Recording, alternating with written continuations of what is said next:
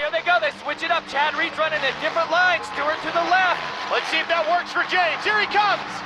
The 2007 titleist trying to take the lead away. And I'm telling you, when this crowd starts to get loud, when they really start to light it up here, our championship contenders, they can tell. Stewart cuts to the inside and takes the lead. There it is. That's where Stewart crashed in the heat race. One of his falls. He completes the double dragon's back, nailing that gap. And James Stewart is down. James Stewart is down. Just coming out of the whoops as he steps up here. See, he gets a little bit nice, pretty clean through there as he goes to step up on this. Oh, man. Wow. It looked like the bike lost the drive. He did get hit there. One more corner to go, and he has done it. Chad Reed, his third win of the 2009 season.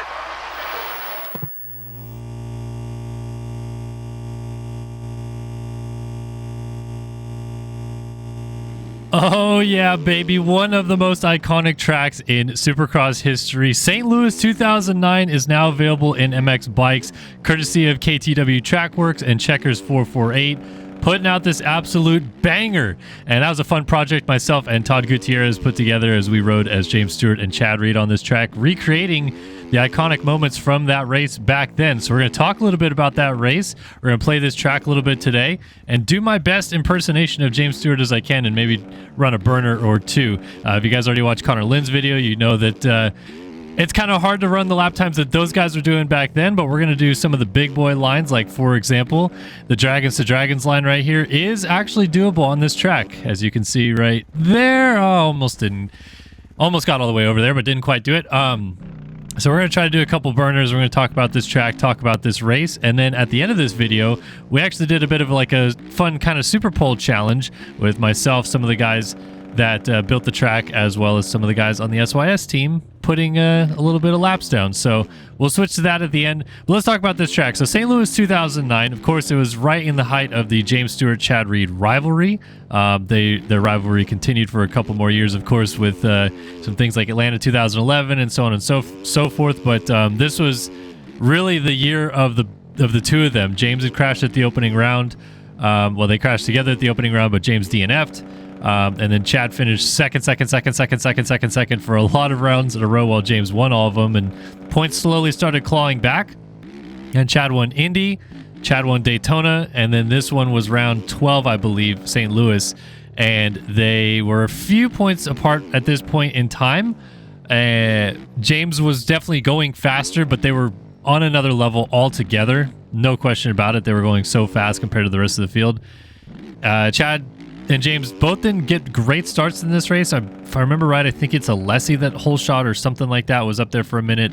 Eventually, Chad gets into the lead. James is right on him. They follow each other for like 2 laps, and then James makes an incredible pass that you guys saw at the beginning of the video. So James leads for another maybe 7-8 laps after that, I think.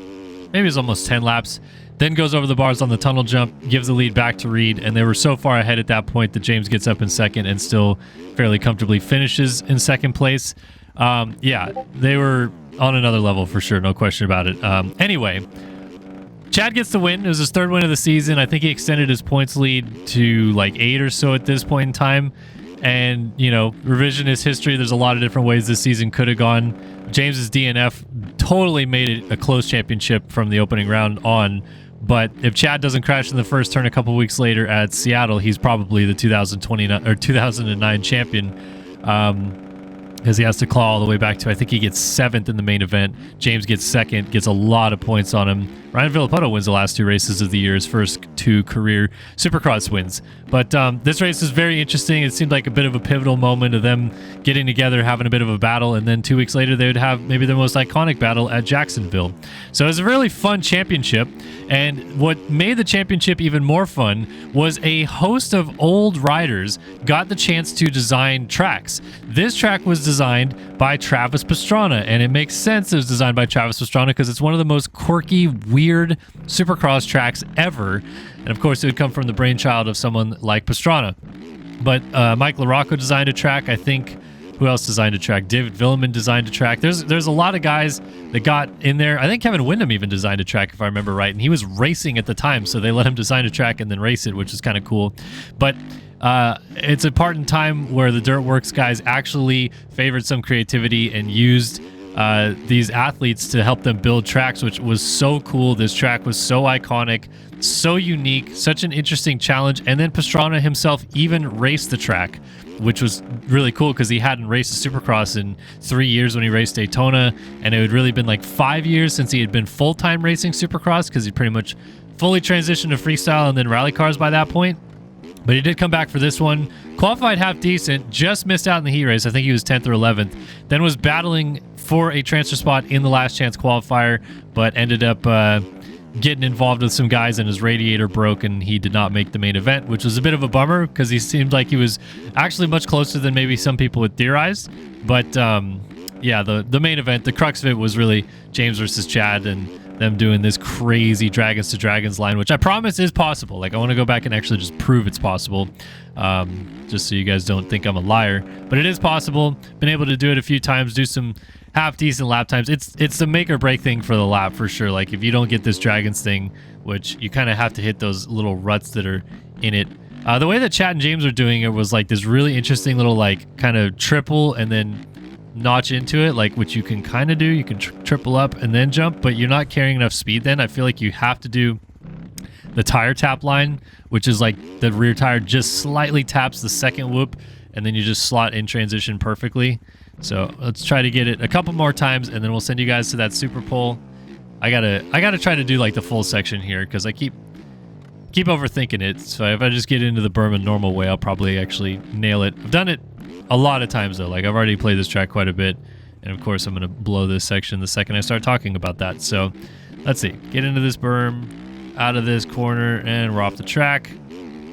I promise I'm better than this. I feel like the first lap kind of showed I was doing all right, and then I just started sucking. And then we'll send you guys to the actual fast guys. Oh my gosh, why am I landing sideways on the tunnel? But yeah, this track is so cool, man, and I'm so stoked that they made it. We are going to give away a couple codes of this track. We have a couple codes to give away. So I'm going to give you guys a little fun challenge. If you haven't already followed us on Instagram, head over to @StartYourSystems on Instagram. Follow us over there. And DM us the code Pastrana. Just one word, Pastrana, for a chance to be entered in to win this track. I don't actually know how much it is on the shop, but we will give it to you for free. If you use that code, you'll be entered in, and if you win, we'll DM you back and let you know what your code is so that you can use it to get it on the shop. But yeah, I'm going to try this like 2 more times and then give up. You guys have seen the rest of the track. You kind of get it. I mean, such a cool, unique design, jumping up and on the over-under tunnel jump like this. No part of the track feels like it's going any like one direction. It kind of feels like it's all over the place. It's pretty close. And then, yeah, obviously, like, the split lane right there is pretty interesting. I don't know, man. It's just, like, I wish that they would lean on some of these former pros every once in a while to build some cool tracks. I'm not even saying Pastrana or Wyndham or some of the guys that they use this year, but, like, hell, have Ryan Villapoto design a track. I know Ricky Carmichael designs Daytona every year, but it feels kind of boring and bland, to be honest, because we've had Ricky design it for so long. Let's bring, like, Villo, Dunge, Andrew Short, guys like that back and just have them build a fun track and have the Dirtworks crew build it as close as they can to what those guys think of. Because I feel like those, you know, having the riders build the track is what makes it a little bit more unique in that they probably have ideas of what they think is a good racing track or good racing lines within a track to make better racing than the people that don't race ever that are building the track. So I think that would be kind of cool just to get like their perspective on it and like see what they can kind of come up with. No, I don't know what's going on with me. I feel like I'm just being dumb about it because I seriously, first lap I did on this track earlier this morning when I was just like trying to do screenshots, I just one-shotted doing this line no problem. So I'm literally just being dumb about it. I just need to get the corner better is really what it boils down to. But when you do get it, it is such a sick feeling. Here we go. This is a pretty good run in. Yeah, there you go. I mean, it's a little bit of a case on the Dragons, but you can get the gist of it. The point is that James and Chad, those guys are doing it pretty much every single lap throughout the main event, and they were the only two really doing it. So they were animals this season, and it was a hell of a fun race to watch, fun project to work on with Chris on this one, and hopefully you guys enjoyed that little snippet at the beginning. Let's send you guys over to the Super Poll. Don't forget to join in and, send that code in to our Instagram, DM us the code, If you guys want a chance to win the track, let's go to Super Pole next and see how that went down. Are we ready? Ladies and gentlemen, boys and girls, welcome 2009 St. Louis. It is Super Pole. First one up is going to be Andrew Wood aboard the number 729. Here he goes. He's around the final turn, and it's going to start right now. He's off to the races and on the clock, up and over the finish line jump. He goes in down into the inside rut. Kellen, what are you seeing? Oh, well, he got out of that inside rut very well. A little bit teetering through the whoops, but he's up on top of the tunnel jump. A-OK. This is the critical part of the track, though. The Dragons to Dragons line. Let's see if Awood goes for it. He might be playing it safe here, and he is. He's going just down into the double and up over the top. So now he's going safe mode, Chris. He's got to get the rest of the track clean. Yeah, he gets little weeble wobbles there. Definitely lost some time in those S-turns. Not super smooth. He's going to go for the outside option here. James Stewart, go for the front flip. He's head over heels over bars. He absolutely face plant. A huge endo on that one. Definitely got the front wheel over the lip of that tabletop, right up over the bars. Now it's going to be a very long lap time from here. Let's see if he can bring it home, maybe around that 1 minute mark, but it is going to be a tough push to get there. This will be our opening lap time. Let's see what he sets. He's going to elect to go to the outside here. He's going to sweep across the start straight and send it straight to the lip of the finish up, and he washes out again, trying to make sure he definitely gets last place, and it's the time. 1:04.98 is the time for Andrew Wood. Awood with the Daytona disappoint. That was Let me save this time. Sad. All right, we'll put that in the stream chat for this one next time. Maybe somebody else can help me out with that. That would be sweet. Next up is going to be TG. Todd is going to come up next. All right, TG with the James Stewart look here is going to bring us down over the finish line jump to start his Super Pole lap. Not a lot of track time for TG, so let's see what he's got. Gets the finish line jump going outside. Oh, front end push. Was trying to get a good run into the whoops, and now let's see if he can beat Awood's time. What was it, a 104, Chris, right? There's a 104.98 is what he's got to beat. Awood had 2 crashes, so TG, even though he's having a rough run through the whoops, still potentially has a chance. Also elected to go on off of the over-under. Table over table right here. Let's see what he does in the Dragon back section. Over the start of the Dragon's back, he is electing to go safe as well. Down into the transition and over the second Dragon's back cleanly. Inside to inside under the tunnel we go. And down this back section, critical to get over this tabletop. Unlike what Awood did going over the bars, Todd gets it clean, gets the triple out. Oh, but he teeters into the corner a little bit. Nice save, but still a lot of time lost right there. It's got to pull this thing together to try to get that 104 or better.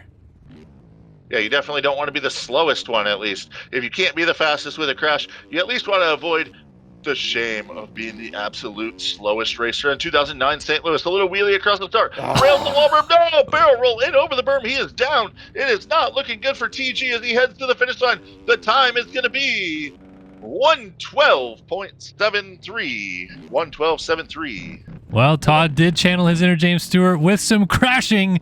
Not quite the speed we see out of JS7 on a normal basis, though. Next up, we're going to get Morin. All right, Morin. Morin aboard the number 12. Little wheelie across. We got no skins for Morin, but that's okay. He is still going to rip a burner down. Might be the first guy going for the Dragons to Dragons line as we are up and over the finish line jump to start. He as well is going to go outside to try to blitz these whoops. Gets up on top of him very nicely. A bounce, though. Woo! Good save. Got those last 3 very sideways, but bounced perfectly back in to get up onto the over-under. Here we go. Does he go for the big Dragons line? Gets into transition, tries to jump over it, cases, swaps, and somehow saves it. Does a 360 and keeps going. Wow, Morin, what a wild ride that was. Now, got to try to bring it home. Yeah, I mean, he should be able to beat those times if he can keep it on 2 wheels because they struggle so much. He misses the lip on the off, really blows that section. He's carrying a lot of speed, but a lot of mistakes from Morin. It's definitely opening up the door for the other competitors. It's the on-off clean, but not the triple right there. Down to the inside, actually doubles onto the start straight very nicely. So this is a pretty good end of the lap. Let's see if he can at least go sub 1, put the pressure on the other competitors. Swoops to the outside over the finish line jump. What do we got, Chris? 1 minute. .02. Woo! 1 minute flat .02. Almost gets under the minute mark. Morin goes to the top of the board. He is now sitting in the hot seat. All right, so Morin lays the marker down. What we got running up next? Coming up next, we got the 166 of Dupuis. Zach Dupuis is on the racetrack. Let's see if he can go under a minute, because that's what he's going to have to do to get the top time. RM Army out here in full force tonight at St. Louis. It's like we're back in 2009 all over again as Zach leads us up over the finish line jump to start his lap. Again, outside line. Everyone wanting to blitz the whoops here. Zach gets up on top of them very nicely. Little hiccup at the end like Morin, but not as bad. Through cleanly. Now the question is, does he go for the Dragons to Dragons line as well? He's over the two tables very nicely right there. Gets into this one, pockets, down the backside, big case, and a big crash as well, but up very quickly. That might have saved his lap time right there, Chris. Yeah, for sure. It almost looked like he half committed there. I didn't hear that RM Army go wide open in the pocket, and that might have resulted. Pulls the tear off. He is going for the inside right here. Oh, he lands on the off camera, doesn't wash out. Another tear off. He is feeling it as he doubles down this rhythm section.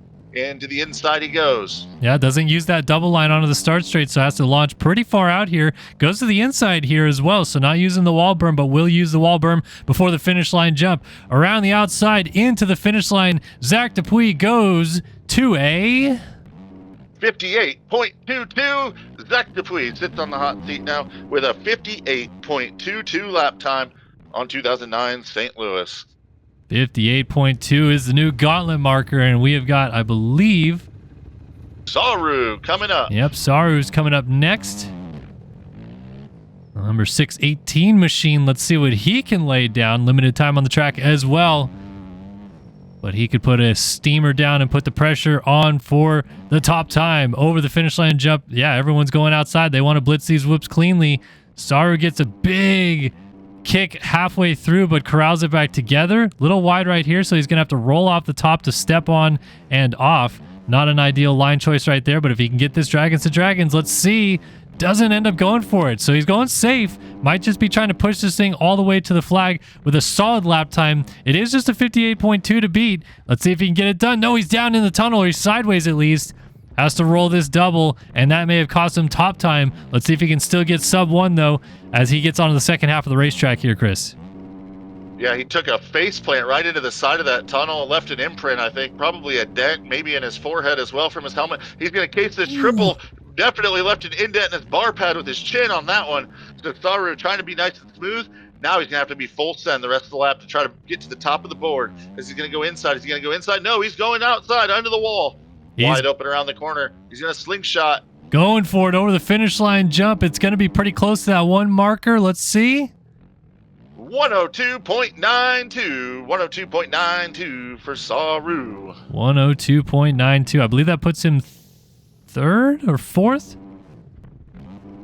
And we're going to go here to our last competitor aboard the 191 of Quest. He is the one that probably has the most time out of all these guys on this track, but it's been a while since he's spun laps on it. Well, we know Quest can lay down a burner. He's got the red plate for a reason. Let's see what he can do. Swoops the outside line, and here we go. Is this going to be the burner of all burner lap times? Little wayward on the landing. He's going to have to tuck to the inside here. Not an ideal entry into the whoops. Front flips, back flips, stays on two wheels, exits stage right. Now he's really got to pull it together. What a wild ride through the whoops there for Quest. He's sideways onto the table, and now he's down off the exit of the table right there. Not what he wanted right here, and that is going to spoil his chances at winning this thing. Yeah, definitely not looking good. Flipping everywhere, destroying his motorcycle. He is probably about to destroy his controller and his monitor at this point. The wheels have come off for the Team Ghetto Racing machine on the number 191, and I'm guessing that red plate also will be coming off the motorcycle. Oh, man, you can hear the mechanic getting the wrenches ready already to spin that thing off the bike and put it on Zach Dupuis, number 166. As Quest is just going to try to get it to the line and maybe still get a podium here in Super Pole. He's off the side of the track. He's all over the place right now. Through these final couple of corners, he's definitely hanging it all out there, just trying to pull it back as close as he can. To the finish we go. And for Quest, it's going to be a 108.63, a 108.63 for Quest. So he is not the slowest. Not the slowest. Tough break for Quest. You hate to see it, but that does mean The man, the myth, the legend, Zach Dupuis gets the job done here in Super Pole. Well done.